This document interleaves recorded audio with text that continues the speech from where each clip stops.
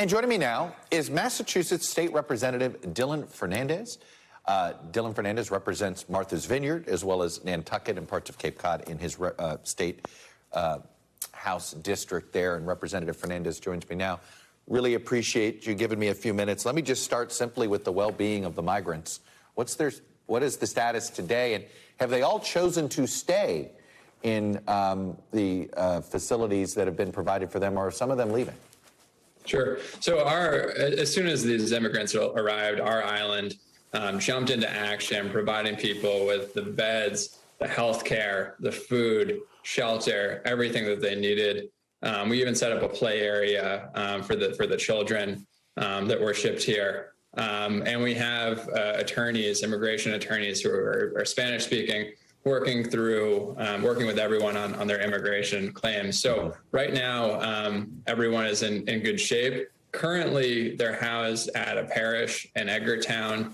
This is only a temporary solution. This is where we have our wintertime homeless shelter. It doesn't have the facilities for the amount of people that are here. So we're working with our state and federal partners on a more permanent solution.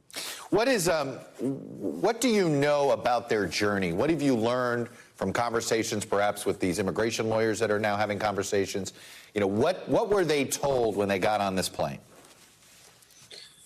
They were told they were spun a bunch of lies. They were told that they would be met here by people giving them jobs and housing. Some of them were told they were going to New York. Others it appears were told that they were headed towards immigration meetings, and they showed up with absolutely no notice. But this is an island community. This is a state that immediately sprang into action to get these people the resources and help that they need.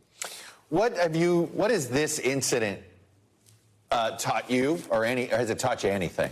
And what does it make you think of our national political debate these days? Well, look, these immigrant families, women, children, are being used as political pawns. The governor of Florida, one of the largest states in the United States, is spending his time not helping the people of Florida and the many issues that need help in Florida, but instead spending his time hatching a secretive plot to send women, children, immigrant families here, also that he can get a couple minutes on Tucker Carlson and Fox News and bang his chest about being tough on immigration. Right. There is nothing tough about using women and children for your own political gain. Governor DeSantis is a coward. He is weak. And what gives me hope here is how quickly this island community rallied, how quickly the state rallied to support these incredibly vulnerable people that are here, coming in to meet every need that they have. That is what makes this country great. That is what makes this community great. And I couldn't be prouder to be from here. I want to confirm, were all these migrants Venezuelan? Most of them? Do you have a full count? So there's 48 people who got off the plane. It's my understanding that nearly all of them are Venezuelan, right. but cannot confirm that exactly. Well, we're going to delve into the fact that these are folks that are escaping socialism, and Governor DeSantis chose not to worry about that. But I am curious, given perhaps I see Ted Cruz is talking about creating a new port of entry in Martha's Vineyard, and my point is this, Representative Fernandes. There are going to be politicians on the right that view this as, oh, this was great. Look at the attention he got. More of this, more fundraising on Fox or whatever it is.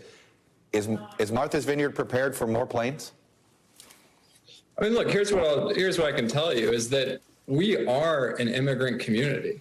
We have a vibrant immigrant population here. We always have. 20% of the students in our public schools are English language learners. Over a third of our public schools here are students who are non-white. We have a vibrant immigrant population here. And look, immigration is a federal issue that needs to be solved federally. But what I can tell you is that this is a welcoming community. This is a community that prides itself on the diversity that immigration brings here, and that as long as people here, we're gonna make sure that they are treated with the dignity and respect that they deserve. Now, these folks are not detained in people. If they choose to leave, they can. Are you going to, if they would like to go to Florida, for instance, because, my guess is many of them, being Venezuelan, they may have a family member or somebody, a friend of a family in there, and that's a place they can find shelter. If they come to you or come to the state and say, hey, we'd like to get down to South Florida, are you guys going to facilitate that transportation? We're working all of that out right now. I mean, look, this is, not even 24 hours. Next step is dinner, right? Of course.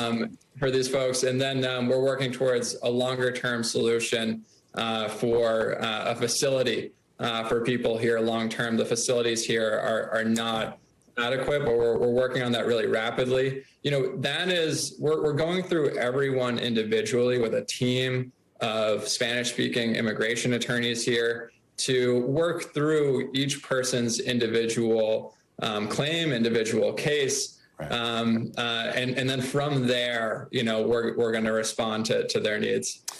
Massachusetts State Representative Dylan Fernandes, when you ran for this office, I'm guessing this is not an issue you expected to be dealing with in your district. Appreciate you coming on and sharing your experience with us. Thanks for watching our YouTube channel. Follow today's top stories and breaking news by downloading the NBC News app.